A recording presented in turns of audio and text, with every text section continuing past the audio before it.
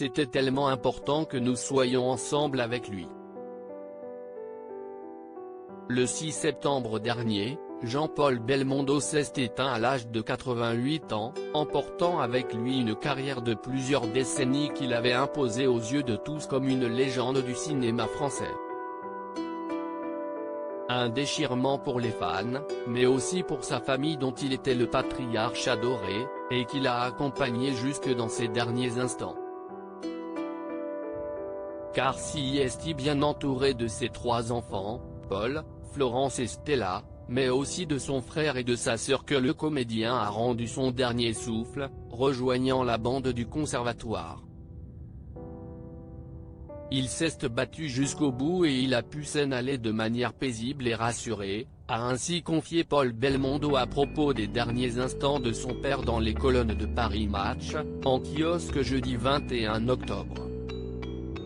L'ex-pilote automobile a également tenu à remercier Jean-Paul Belmondo de leur avoir permis, à lui et ses sœurs, de rester auprès de lui jusqu'à la fin, ce qui lui a inspiré une pensée pour Laura Smet et David Hallyday. J'ai beaucoup pensé à eux, qui n'ont pas pu vivre ces moments avec Johnny.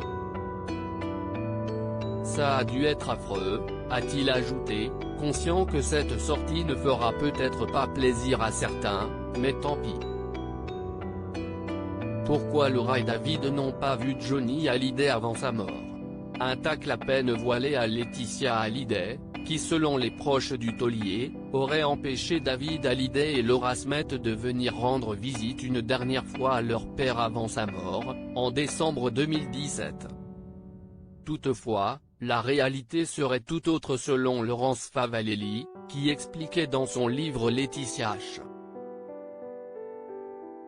Au cœur du clan Hallyday que cette décision n'avait pas été prise par l'épouse de Johnny Hallyday, mais bien par lui-même en personne. Il ne voulait voir personne, il ne se voyait pas mourir dans 3 jours et il ne voyait pas l'intérêt d'avoir un défilé devant lui, précisait l'autrice, qui ajoutait qu'il s'agissait d'une histoire banale et privée qui ne regarde personne.